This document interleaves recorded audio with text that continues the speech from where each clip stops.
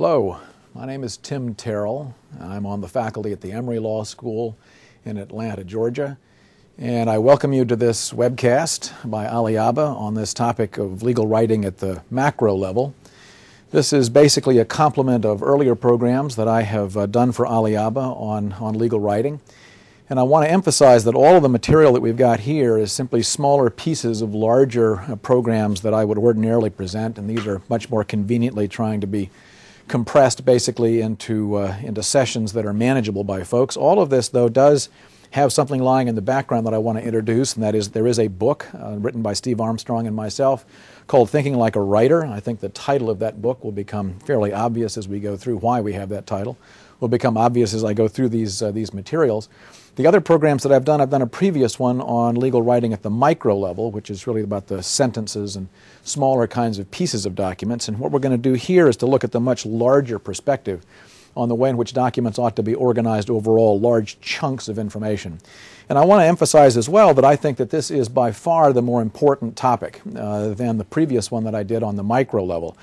The basic idea is that there's all sorts of concern about legal writing out there, the quality of legal writing, particularly by new associates. You go to a law firm and you hear the partners say the associates can't write, the associates can't write. And the question is, what do they mean by that? And very seldom do they ever mean that it actually is a problem with sentence level kinds of problems for somebody. It's larger scale kinds of issues that very few people have the ability to identify and talk about. So more often than not, what I'm going to be doing is presenting things where people just lack a vocabulary. They know about it, they've heard about it, they understand it.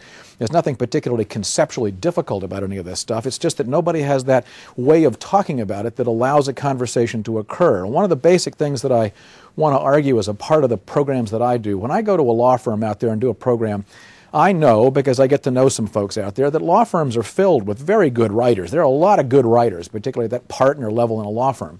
The basic problem is that none of those good writers know why they're good writers. They just don't have the ability to transfer their skills down the food chain. And so my responsibility here, as I understand it, is basically to add that vocabulary in so that these conversations can be a great deal more efficient and effective inside of a law firm. So where are we going to be going with this writing at the macro level? First proposition that I want to get across is this. In my work with lawyers around the world, as it turns out at this point, I have discovered that all lawyers attempting to become good legal writers actually encounter an initial problem. They have a barrier they kind of smack right into.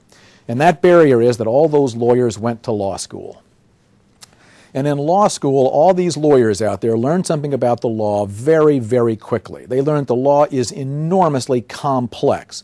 It's nuanced, it's treacherous, it's difficult out there, it's dangerous. The basic problem is, if you were to take your knowledge of the law as a lawyer at this point and try to analogize it to terrain, you would imagine the law basically to be like western Colorado. It is mountainous and treacherous and difficult, the occasional avalanche out there, things like that. Here's your basic problem. As a legal writer, what you have to do is to take western Colorado and deliver it to an audience that imagines the law or wants the law to be like Kansas. It's flat, it's straightforward, just tell me what to do. The problem is you're forever backing away from these topics. You know, it could be this, it could be that.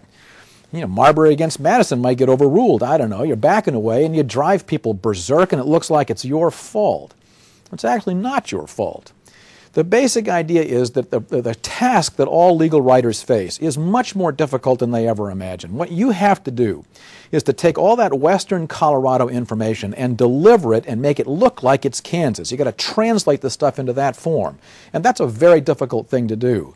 To go to the PowerPoint slides, let me just note this one for you. It's that first slide that you've got in the set.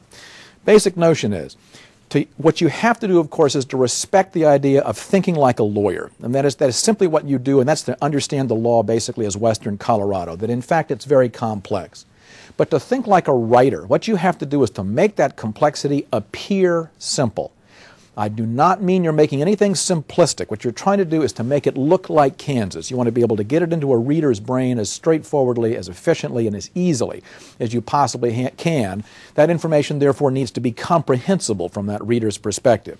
Now, how do you go about understanding these two different things? For most lawyers, the basic mistake is they think if they're a good lawyer, they're going to be a good communicator, and it's just not true. There is this difference between thinking like a lawyer on the one hand and thinking like a writer on the other.